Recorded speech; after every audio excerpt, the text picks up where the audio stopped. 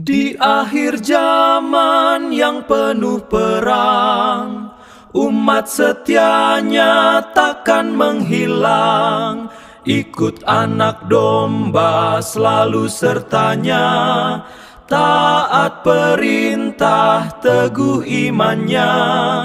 Dalam tantangan kita kan tekun, hingga Yesus datang selamatkan kita pun. Shalom, selamat malam umat-umat Tuhan. Renungan malam melalui pelajaran Sekolah Sabat, Kamis 26 Maret 2026 berjudul Pekabaran untuk Laodikia. Sebelumnya mari kita berdoa. Bapa kami yang di surga, pada malam ini kami datang dengan kerendahan hati. Jika ada yang tidak berkenan dalam hidup kami, tunjukkanlah dan tolonglah kami untuk bisa bertobat. Bukakan hati kami agar siap menerima teguran dan kebenaran-Mu. Di dalam nama Yesus kami berdoa dan mengucap syukur. Amin. Mari kita siapkan hati untuk menyaksikan pelajaran Sekolah Sabat pada malam hari ini. Kiranya melalui firman Tuhan, kita ditegur, dibentuk, dan dipanggil kembali untuk hidup setia kepada Tuhan. Selamat menyaksikan. Pernah nggak sih Anda ngerasa sebuah pesan dari masa lalu itu kok rasanya kena banget, seolah-olah ditujukan langsung buat kita hari ini? Nah, kali ini kita akan bedah sebuah panggilan ilahi yang abadi. Kita mulai dari pesan kuno untuk jemaat di Laodikia, yang ternyata masih bergema kuat banget sampai sekarang. Kota yang dahulu setia, sekarang sudah menjadi sundal. Waduh, bayangin deh dengar kata-kata setajam ini. Ratapan dari Nabi Yesaya ini langsung membawa kita ke inti masalahnya, yaitu konflik abadi antara kesetiaan dan pengkhianatan. Dan ternyata ya, ini adalah sebuah pola yang terus-terusan berulang sepanjang sejarah. Oke, ini dia peta perjalanan kita. Kita bakal mulai dari pesan kuno itu sendiri, lalu kita lacak jejaknya dalam sejarah. Kita juga akan lihat gimana gema nubuat menyatukan semuanya. Dan pada akhirnya, kita akan bawa semua ini ke satu titik terpenting, pilihan di dalam hati kita masing-masing. Oke, mari kita mulai. Jadi, masalah manusia yang menjauh dari Tuhan itu sebenarnya bukan hal baru. Tapi yang luar biasa adalah, panggilan Tuhan yang penuh kasih supaya kita kembali itu juga sama konsistennya. Ini kayak sebuah dialog abadi yang terus berlanjut dari generasi ke generasi. Nah, yang menarik adalah, pergumulan ini tuh jadi semacam benang merah di sepanjang Alkitab. Godaan untuk berkompromi, mencampur iman dengan nilai-nilai dunia, atau jadi suam-suam kuku, itu selalu ada. Dan karena tantangannya konsisten, ya respons dari Tuhan pun konsisten. Sekarang, yuk kita lihat gimana pola ini terbentuk dengan sangat jelas. Meskipun disampaikannya oleh utusan yang berbeda, di zaman yang berbeda, mulai dari nabi sampai rasul, inti pesannya itu loh nggak pernah berubah sama sekali. Pola ini dimulai jauh di masa Perjanjian Lama. Para nabi seperti Yesaya itu nggak berhenti berseru mendesak Israel untuk membasuh diri dan menjadi bersih.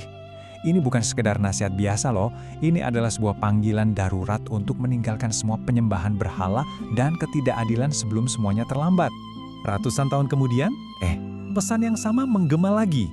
Kali ini dari Yohanes Pembaptis, tapi dia menaikkan standarnya. Nggak cukup cuma bilang saya bertobat, dia menuntut bukti nyata yang disebut buah pertobatan. Artinya, perubahan di dalam hati itu harus kelihatan dari perbuatan di luar. Dan puncaknya, Yesus sendiri membuka pelayanannya dengan seruan yang sama persis. Bertobatlah. Dia tidak membawa pesan yang benar-benar baru, tapi justru menggenapi dan memperkuat panggilan yang sudah disampaikan oleh para nabi dan Yohanes. Pentingnya hati yang murni yang menghasilkan perbuatan baik. Terakhir, tongkat estafet ini dipegang oleh para rasul. Setelah kenaikan Kristus, mereka menyebarkan pesan pertobatan yang sama ke seluruh dunia.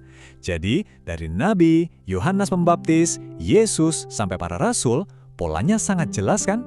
Ini adalah pesan yang universal dan gak lekang oleh waktu.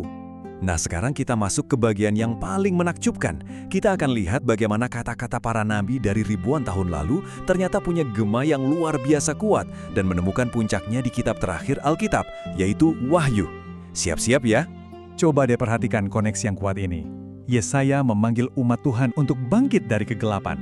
Ratusan tahun kemudian, Kitab Wahyu menggemakan hal yang sama persis, seruan untuk keluar dari Babel yang melambangkan sistem dunia yang korup dan membingungkan, lalu masuk ke dalam terang Tuhan. Pesannya sama, buatlah pemisahan yang jelas.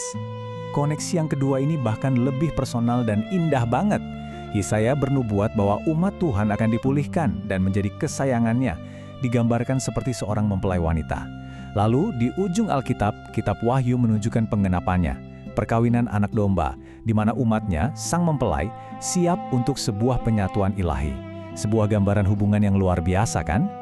Oke, setelah melihat gema nubuat yang keren tadi, sekarang kita beralih ke prosesnya. Pertanyaannya, gimana caranya semua ini akan terjadi?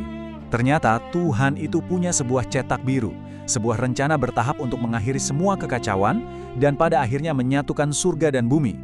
Yuk kita bedah langkah-langkahnya. Jadi rencananya berjalan seperti ini. Langkah pertama terjadi di Kalvari, di mana kuasa iblis secara legal dipatahkan.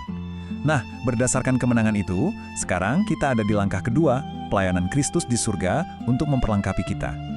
Ini semua akan menuju ke langkah ketiga, yaitu penghakiman untuk membereskan semua masalah dosa sampai tuntas. Dan puncaknya adalah langkah keempat, penyatuan akhir yang kekal, di mana Tuhan tinggal bersama kita selamanya. Setiap tahap adalah fondasi untuk tahap berikutnya. Setelah kita melihat rencana kosmik yang begitu besar, sekarang kita tarik semuanya ke titik yang paling krusial, ke dalam diri kita sendiri. Karena pada akhirnya, seluruh rencana agung ini bergantung pada satu hal, pilihan yang kita buat di dalam hati kita masing-masing setiap hari. Kutipan ini benar-benar merangkum inti dari semuanya. Kuncinya itu bukan pada apa yang kita tahu atau ritual apa yang kita lakukan, tapi pada siapa yang memiliki hati kita. Saat hati kita diserahkan sepenuhnya, kesetiaan dan perubahan itu bukan lagi sebuah perjuangan, tapi menjadi buah alami dari hubungan itu. Jadi yuk kita rangkum perjalanan kita. Kita sudah lihat bahwa panggilan Tuhan untuk kembali itu konsisten sepanjang sejarah. Kita juga menemukan betapa menakjubkannya nubuat kuno digemakan kembali dalam Kitab Wahyu. Lalu kita membedah rencana 4 langkah Tuhan menuju pemulihan total. Dan yang terpenting, kita sadar bahwa semua narasi besar ini ujung-ujungnya kembali pada pilihan-pilihan kecil yang kita buat setiap hari. Ini membawa kita pada satu pertanyaan terakhir untuk kita renungkan. Dan ini bukan untuk membandingkan diri dengan orang lain ya, ini pertanyaan pribadi. Pilihan-pilihan kecil apa yang bisa Anda lakukan hari ini, saat ini, yang paling jujur menunjukkan siapa atau apa yang sebenarnya bertahta di hati Anda? Hanya Anda yang bisa menjawabnya. Terima kasih sudah menyimak. Baik, demikianlah firman Tuhan pada malam hari ini. Bila mana kita simpulkan, kita diingatkan bahwa Tuhan memanggil kita untuk bertobat, keluar dari dunia, dan hidup setia sampai pada akhirnya.